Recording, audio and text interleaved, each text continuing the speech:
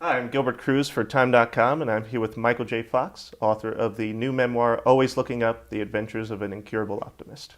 Thanks for being with us, Michael. Thank you. Our first question is from Angel Paternina in Cartagena, Colombia. And Angel wants to know, how do you think your advocacy has affected the public view on stem cell research? Well, I don't know as far as my advocacy in and of itself. I think that I was happy and am gratified that I could be part of a conversation and in some ways maybe instigate that conversation at times when others didn't want to have it. And in that way, people who may not have considered the issue considered it, and I think that that only benefited those of us who supported it. And no, certainly on the foundation front, in terms of seeking out a cure and funding research in furtherance of a cure for Parkinson's, you were the second largest funder after the federal government. And I'm really happy about that and really pleased. We've dispersed about $140 million in research funds. How do you keep your optimism in the face of what some people would consider difficult circumstances? Well, I mean, I took a whole 2 books to try to answer that question, so I don't know how quickly I can sum it up here, but I think mostly it's about acceptance. There's an expression that I quote a lot, which is happiness grows in direct proportion to your acceptance and in inverse proportion to your expectation.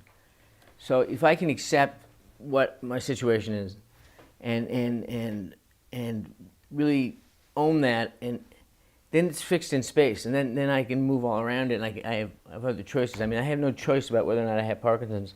I have nothing but choices about how I react to it. And in those choices, there's a lot of freedom to do a lot of things, and there's a lot of room for discovery in areas that I wouldn't have otherwise found myself in. I see opportunities to be of service. I see opportunities to do things creatively that I might not have done, like write, and also it's changed the dynamic with my family and the way I value my time with my family.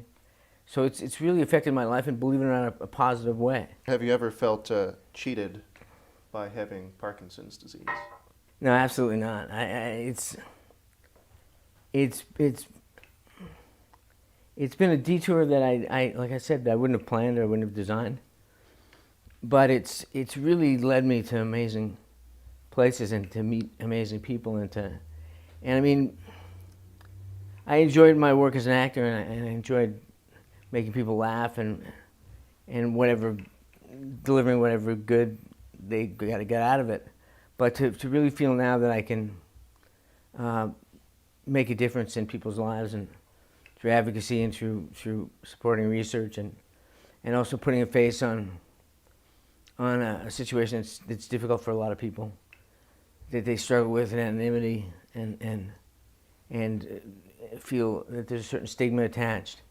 And if I can help erase those feelings or lessen those feelings, I mean, that's a kind of privilege that few people get, and it's certainly bigger than being on TV every Thursday night for half an hour. Do you continue to act, or do you think your free time is best spent finding a cure for Parkinson's?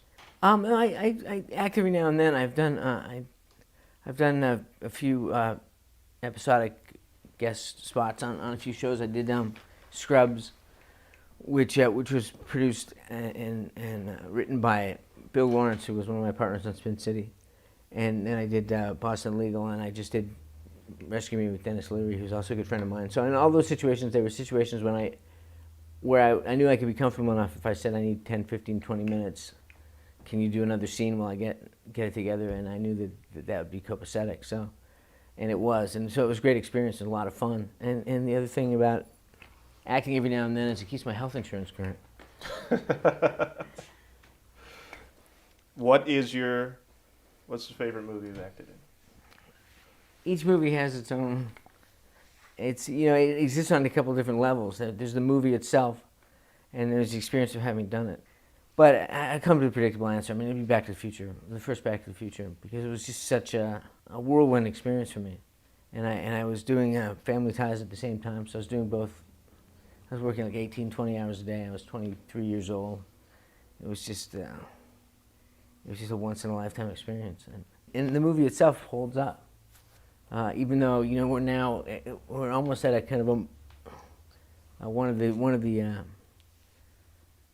epochal, kind of like segments of time that Marty traveled in. I don't know how you describe it, but we're almost at where he went to the future. Mm-hmm. So it's kind of odd. No hoverboards yet. No hoverboards yet. Yeah. How has your experience with Parkinson's changed your approach to your craft? Acting is all about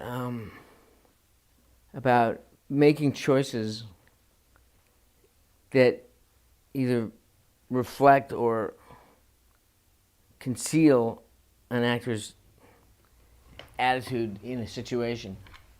So when your choices are limited, in other words, I may say, any amount of Stanislavskian kind of inner method stuff may tell me that now is the time for my character to pick up this glass and drink.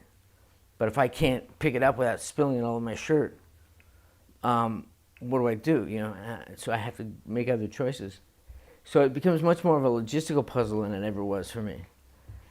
Which is not to say that there isn't some rewards in that isn't fun. It's a lot more exhausting than the other. When I just, when I was just bouncing around, I could do anything I wanted to do. But I think that what I found from the Rescue Me thing, especially, was that really inner thing that made me be an actor in the first place is still there. It will still kind of push me to go to places that are fun and exciting, and lets my adrenaline know that I'm doing something other than just living life. I'm attempting something.